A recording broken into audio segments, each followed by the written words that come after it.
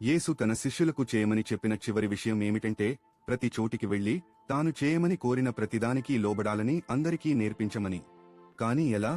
11 మంది చదువుకోని మరియు అత్యాధునికమైన యూదు పురుషులు ప్రపంచంలోని అన్ని విభిన్న సంస్కృతులు మరియు భాషలలో ఎలా శిష్యులను చేయవలసి ఉంది? వారి వద్ద డబ్బు లేదు, శక్తి లేదు, సంస్థ లేదు, మరియు నాయకుడు లేడు.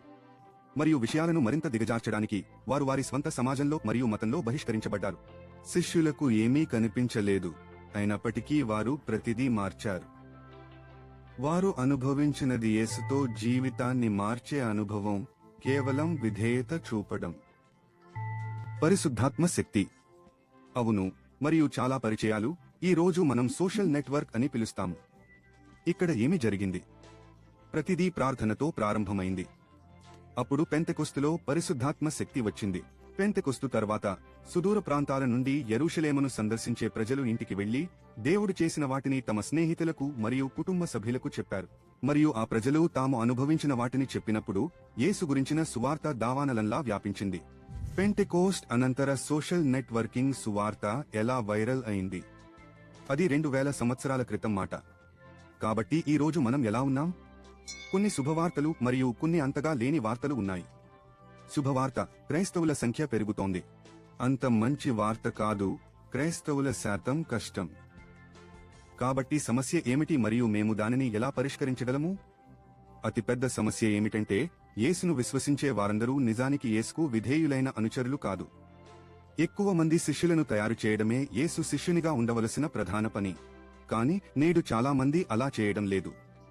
మొదటి శతాబ్దంలో ఆధ్యాత్మిక విప్లవాన్ని సృష్టించినది శిష్యులను చేసే శిష్యులను తయారు చేయడం. డజన్ల కొద్దీ వందలు వేల అయ్యాయి. మరియు చాలా కాలం ముందు వేల సంఖ్యలో మిలియన్లకు గుణించబడ్డాయి. ఎందుకంటే సాధారణ ప్రజలు యేసు ఏమి చేయమని చెప్పారో దానికి విధేయత చూపుతారు మరియు ప్రతిస్పందించిన వారికి అదే చేయమని బోధించారు. ఇది మళ్లీ సమయం వచ్చిందని మేము భావిస్తున్నాము. మేము దీనిని శిష్యులను చేసే ఉద్యమాలు లేదా సంక్షిప్తంగా DMM అని పిలుస్తాము. ఇది ఒక కదలిక ఎందుకంటే ఇది సహజంగా గుణించగలదు. కాబట్టి మీరు శిష్యులను చేసే ఉద్యమాన్ని ఎలా ప్రారంభిస్తారు? ఇది నిజానికి చాలా సులభం. ఇంజిన్ని మనం డిస్కవరీ బైబిల్ స్టడీ అని పిలుస్తాము. డిస్కవరీ బైబిల్ స్టడీ ఎలా పనిచేస్తుందో ఇక్కడ ఉంది. సంఘంలోని ఒక నాయకుడిని దేవుడు వెల్లడించినట్లుగా శిష్యులను తయారు చేసే కోచ్ వారి స్నేహితులు మరియు కుటుంబ సభ్యుల నుండి ఒక సమూహాన్ని ఏర్పరచుకోవడానికి వారికి సమూహం దేవుని వాక్యంతో ప్రత్యక్ష పరస్పర చర్యను ప్రారంభిస్తుంది. ఫార్మాట్ సులభం. ప్రకరణం ఏమి చెబుతుంది? దాని అర్థం ఏమిటి? ప్రతిస్పందనగా నేను ఏమి చేస్తాను?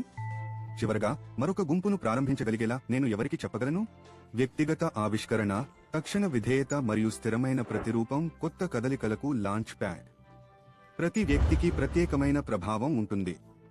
ఏ రెండూ సరిగ్గా ఒకేలా లేవు, కాని ప్రతి ఒక్కరి సర్కిల్ అనేక ఇతర వాటితో అతి వ్యాప్తి చెందుతుంది. ఖండన పాయింట్లు కదలికలు బయలుదేరుతాయి. ఏ దేశం, భాష లేదా సంస్కృతితో సంబంధం లేకుండా ప్రజలు తమకు ముఖ్యమైన వాటిని వారు శ్రద్ధ వహించే వారితో పంచుకుంటారు. సాధారణంగా మనం భవిష్యత్తు గురించి కలలు కన్నప్పుడు పాతదాన్ని విడిచిపెట్టి కొత్తదాన్ని స్వీకరించాలని అనుకుంటాము. అయితే గ్రేట్ కమిషన్ను ఎలా పూర్తి చేయాలో మనం మళ్లీ ఊహించుకుంటున్నప్పుడు అది ఎలా మొదలైందో మనం తిరిగి వెళ్ళాలి. యేసు యొక్క ప్రారంభ అనుచరులు సాధారణ విధేయత మరియు సహజ నెట్వర్కింగ్ ద్వారా ప్రపంచాన్ని తలక్రిందులుగా మార్చారు. ఈ రోజు కూడా అదే జరగడం మనం చూస్తున్నాం. మార్చి నుండి 2005 మా DMM ప్రక్రియ ద్వారా సింహాసనం చుట్టూ ఉన్న దేశాలు, తెగలు మరియు భాషల మొజాయిక్లో చేరిన 1 మిలియన్ కొత్త యేసు అనుచరులు. అది చాలా మంది శిష్యులను చేసే ఉద్యమాల శక్తిని విడుదల చేయడం ద్వారా దేవుడు ఏమి చేయాలనుకుంటున్నాడో అది కేవలం ప్రారంభం మాత్రమే అని మేము నమ్ముతున్నాము. మొదట్లో ఎలా ఉందో చివరి వరకు అలాగే ఉంటుంది. సాధారణ ప్రజలు తమ సహజ నెట్వర్క్లలో శిష్యులను గుణించడం గొప్ప కమిషన్ను పూర్తి చేయడానికి దేవుని ప్రణాళిక. శిష్యులను తయారు చేసే కదలికలు, దీని సమయం ఆసన్నమైంది. మళ్ళీ